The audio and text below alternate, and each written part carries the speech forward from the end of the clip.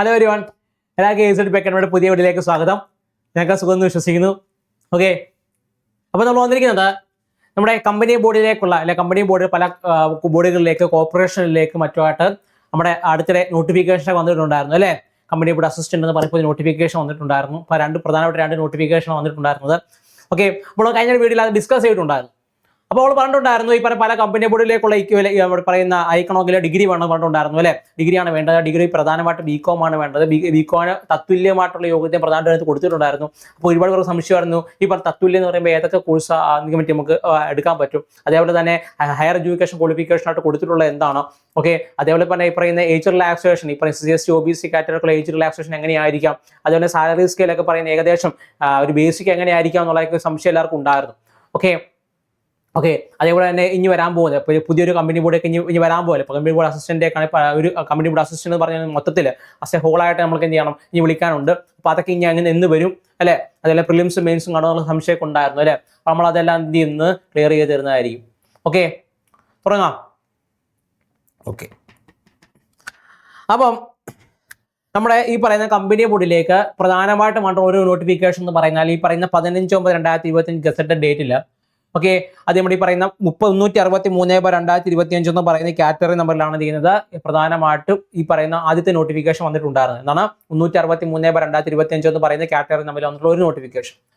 ഇത് നോക്കി കഴിഞ്ഞാൽ നമുക്ക് കാണാൻ സാധിക്കും പ്രധാനപ്പെട്ട ഈ പറഞ്ഞ കമ്പനികളായിട്ടുള്ള കമ്പനികളിലെ ബോർഡുകൾ എന്ന് പറയുന്നത് ഈ പറഞ്ഞ Kerala khadi village industries board, Kerala urban and rural development finance corporation limited, state farming corporation of Kerala, അതുപോലെ തന്നെ കേരള ഷിപ്പിംഗ് ഇൻലാൻഡ് നാവിഗേഷൻ കോർപ്പറേഷന്, കേരള സ്റ്റേറ്റ് ഹാൻഡ്ലൂം ഡെവലപ്മെന്റ് കോർപ്പറേഷന്, കേരള സ്റ്റേറ്റ് ഫിലിം ഡെവലപ്മെന്റ് കോർപ്പറേഷന്, അതുപോലെ തന്നെ എന്താണ് Kerala minerals and metals limited, Kerala agro machinery corporation ലിമിറ്റഡിലേക്കാണ് ആദ്യത്തെ നോട്ടിഫിക്കേഷൻ വിളിച്ചിട്ടുണ്ടായിരുന്നത്.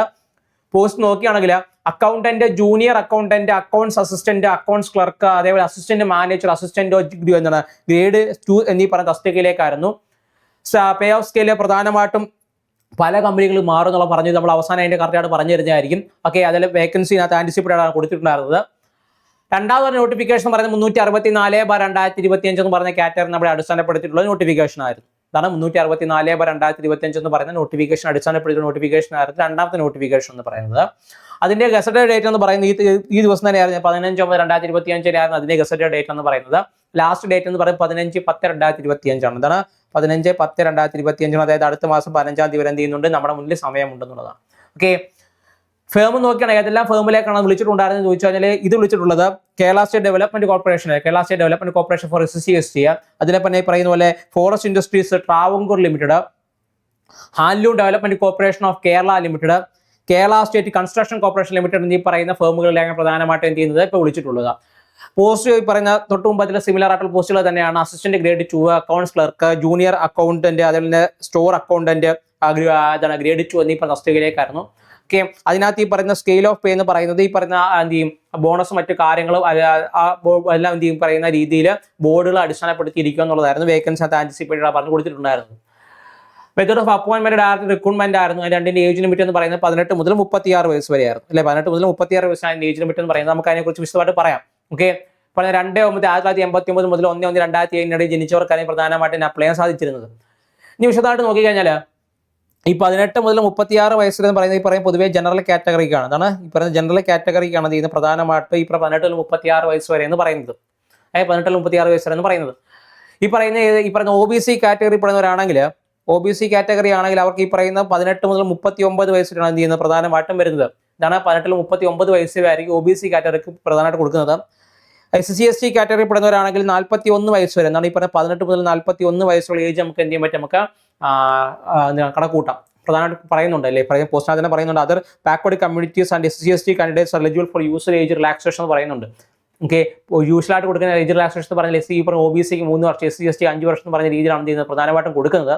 അങ്ങനെ വെച്ച് നോക്കുകയാണെങ്കിൽ ഈ പറയുന്ന 18 മുതൽ 36 വയസ്സ് ജനറൽ കാറ്റഗറിക്ക്, 18 മുതൽ 39 വയസ്സ് OBC കാറ്റഗറിക്ക്, അതേപോലെ തന്നെ 18 മുതൽ 41 വയസ്സ് വരെ എന്തായിരിക്കും ഈ പറയുന്ന SC ST കാറ്റഗറിക്കാണ് പ്രധാനമായിട്ടും എന്ത് ചെയ്യുന്നത് ഏജ് റിലാക്സേഷൻ കാണാൻ സാധിക്കുന്നത് അല്ലേ. അതേപോലെ തന്നെ ലാസ്റ്റ് ഡേറ്റ് അവിടെ കൊടുത്തിട്ടുണ്ടായിരുന്നത് 15/10/2025 ആയിരുന്നു ലാസ്റ്റ് ഡേറ്റ് ആണ് ചെയ്യുന്നത് കൊടുത്തിട്ടുണ്ടായിരുന്നത് അല്ലേ. 15/10/2025 ലാസ്റ്റ് ഡേറ്റ് കൊടുത്തിട്ടുണ്ടായിരുന്നത്. അപ്പോൾ അതിനകത്ത് നമ്മുടെ എഡ്യൂക്കേഷൻ ക്വാളിഫിക്കേഷൻ കൊടുത്തിട്ടുള്ളതെന്ന് പറഞ്ഞാൽ pass in BCom degree from recognised university or equivalent or higher qualification എന്നുള്ളതായിരുന്നു. അതായത് ഇപ്പോൾ ഒന്നെങ്കിൽ BCom ഡിഗ്രി വേണം അല്ലെങ്കിൽ അതിന് ഇക്വലൻസ് എന്നുള്ളതായിരുന്നു. ഓക്കെ, ഇക്വലൻസ് പറയുമ്പോൾ ഈ പറഞ്ഞ +2 അല്ലെങ്കിൽ ഈ പറയുന്ന വേറെ ഡിപ്ലോമ വല്ല മതിയോ എന്നുള്ള സംശയങ്ങളൊക്കെ ഉണ്ടായിരുന്നു. ഓക്കെ, അങ്ങനെയുള്ളവർക്ക് നമുക്ക് അയക്കാൻ സാധിക്കുമെന്നുള്ള ചോദ്യമൊക്കെ വന്നിട്ടുണ്ടായിരുന്നു. ഓക്കെ, നമ്മൾ പറയാം.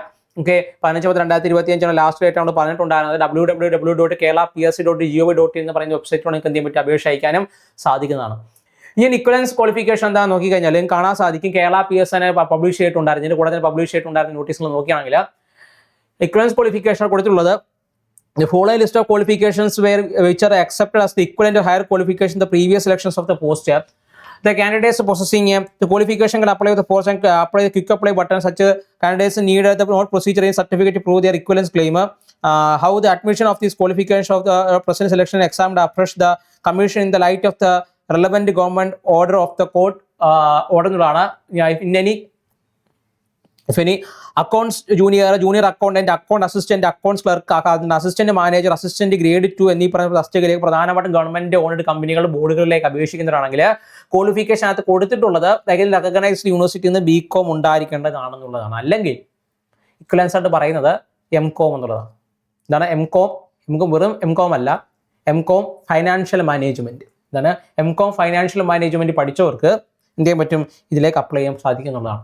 ഓക്കെ, BCom എന്ത് ചെയ്താലും കുഴപ്പമില്ല, പക്ഷേ MCom എന്ന് പറയുന്നത് എന്താണ്, ഈ പറയുന്ന ഫൈനാൻഷ്യൽ മാനേജ്മെന്റ് പഠിച്ചവർക്കാണ് എന്ത് ചെയ്യുന്നത് അപ്ലൈ ചെയ്യാൻ സാധിക്കുന്നത്. ഡിപ്ലോമ ഉള്ളവർക്കോ അവർക്കൊന്നും പറ്റില്ല, ഈ പറയുന്ന രീതിയിൽ അപ്ലൈ ചെയ്യാൻ സാധിക്കില്ല. BSc ഉള്ളവർക്ക് അല്ലെങ്കിൽ BA ഉള്ളവർക്ക് ഒന്നും എന്ത് പറ്റില്ല, ഈ പറയുന്ന പൊസിഷനിലേക്ക് അപ്ലൈ ചെയ്യാൻ സാധിക്കില്ല. ഈ ഇപ്പോൾ തൊട്ടുമുമ്പ് പറഞ്ഞുള്ള രണ്ട് ഈ കമ്പനി ബോർഡ് അസിസ്റ്റന്റ് കാര്യമാണ് പറയുന്നത്. ഓക്കെ, തൊട്ടുമുമ്പ് പറഞ്ഞ രണ്ട് കാറ്റഗറി നമ്മൾ പെടുന്ന കമ്പനി ബോർഡ് അസിസ്റ്റന്റ് കാര്യമാണ് പറയുന്നത്, മുഴുവനായിട്ടുള്ള കമ്പനി ബോർഡിന്റെ കാര്യമല്ല പറയുന്നത്. ഓക്കെ, ഇപ്പോൾ ഈ വന്നിട്ടുള്ള രണ്ട് കമ്പനി ബോർഡ് അസിസ്റ്റന്റിന്റെ നോട്ടിഫിക്കേഷൻ പ്രകാരമുള്ള കാര്യമാണ് പറയുന്നത്. ഒരുപാട് ഒരു സംശയം ചോദിച്ചിട്ടുണ്ടായിരുന്നു, BA ഉള്ളവർക്ക് BSc ഉള്ളവർക്ക് ഈ പോസ്റ്റിന് അപ്ലൈ ചെയ്യാൻ സാധിക്കും എന്നുള്ളത്. സാധിക്കില്ല. പ്രധാനമായിട്ട് equivalent qualification accept in the previous selection of this post എന്ന് പറയാൻ പ്രധാനമായിട്ട് കൊടുത്തിട്ടുള്ള MCom ഫൈനാൻഷ്യൽ മാനേജ്മെന്റ് ആണ് ചെയ്യുന്നത് കൊടുത്തിട്ടുള്ളത്. ഇക്വലൻസ് പറഞ്ഞു കൊടുത്തിട്ടുള്ള MCom ഫൈനാൻഷ്യൽ മാനേജ്മെന്റ് ആണ്. BA BC BScക്കാർക്ക് എന്ത് ചെയ്യാൻ പറ്റില്ല, കൊടുക്കാൻ സാധിക്കില്ല. ഓക്കെ, മനസ്സിലായി. ഡിപ്ലോമ ഉള്ളവർക്കും എന്ത് ചെയ്യാൻ പറ്റില്ല, കൊടുക്കാൻ സാധിക്കില്ല. എഞ്ചിനീയറിംഗ് ഉള്ളവർക്കും എന്ത് ചെയ്യാൻ പറ്റില്ല, കൊടുക്കാൻ സാധിക്കില്ല എന്നുള്ളതാണ്. ഓക്കെ, അതേപോലെ തന്നെ ബേസിക് സാലറിയെ കുറിച്ച് ഒരുപാട് പേർക്ക് സംശയം ഉണ്ടായിരുന്നു. ഓക്കെ, ബേസിക് സാലറി എന്ന് പറയുന്നത് ഓരോ കമ്പനിക്കും ഓരോ ബോർഡിനും അടിസ്ഥാനപ്പെടുത്തി മാറിക്കൊണ്ടിരിക്കും.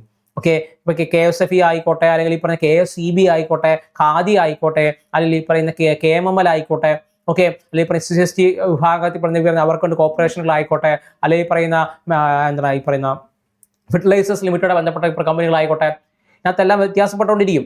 ഓരോ കമ്പനികളും അവരുടെ പ്രോഫിറ്റ് മറ്റു കാര്യങ്ങളെല്ലാം അടിസ്ഥാനപ്പെടുത്തിയിട്ടായിരിക്കും ഈ പറയുന്നത് എന്ത് ചെയ്യുന്നത്, സാലറി നിശ്ചയിക്കുന്നത്. എന്നിരുന്നാലും ഒരു ബേസിക് സാലറി എന്ന രീതിയിൽ, ഒരു ബേസിക് പേ എന്ന രീതിയിൽ നിങ്ങൾക്ക് ഏകദേശം 35,000 മുതൽ എന്ത് ചെയ്യാൻ പറ്റും, പ്രതീക്ഷിക്കാൻ സാധിക്കുന്നുള്ളതാണ്. 35,000 പ്ലസ് പ്രതീക്ഷിക്കാൻ സാധിക്കും. ഏകദേശം നമ്മളൊരു എറൗണ്ട് പറയുകയാണെങ്കിൽ ഈ പറയുന്ന അലവൻസുകളെല്ലാം നിങ്ങൾക്ക് പ്രൊവൈഡ് ചെയ്യുന്ന അലവൻസ് എല്ലാം കൂടെ കൂട്ടിക്കഴിഞ്ഞാൽ തന്നെ ഏകദേശം 50,000 മുകളിൽ എന്ത് ചെയ്യും ഈ പറയുന്ന സാലറി നിങ്ങൾക്ക് എന്ത് ചെയ്യാൻ പറ്റും, പ്രതീക്ഷിക്കാൻ സാധിക്കുന്നുള്ളതാണ്. 50,000 പ്ലസ് എന്ത് ചെയ്യാൻ പറ്റും, പൊതുവേ ഈ പറയുന്ന സാലറി കിട്ടുന്നവരുണ്ട് അല്ലേ.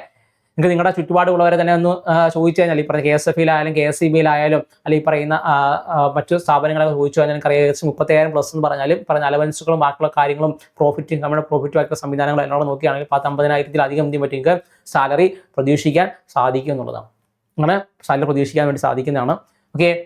ഓക്കെ, മനസ്സിലാകുന്നുണ്ടോ? ഈ വർഷം നോട്ടിഫിക്കേഷൻ വന്നു. അതേപോലെ തന്നെ നമ്മൾ നോക്കുകയാണെങ്കിൽ നമ്മുടെ പ്രിലിംസ് എന്നൊക്കെ പറയുന്നത്, പ്രിലിംസ് എന്നൊക്കെ പറഞ്ഞാൽ ഈ പറയുന്ന ഒന്നെങ്കിൽ ഈ പറയുന്ന മാർച്ച് ഏപ്രിൽ അല്ലെങ്കിൽ മെയ് മാസത്തിനുള്ളിൽ തന്നെ പ്രിലിംസും ബാക്കി മെയിൻസ് ഒക്കെ അടുത്ത സെപ്റ്റംബർ ഒക്ടോബർ മാസത്തിന് മുമ്പായിട്ട് തന്നെ ഈ പറയുന്ന മെയിൻസ് എല്ലാം എന്ത് ചെയ്യുന്നതിൻ്റെ കഴിയുന്നതായിരിക്കും.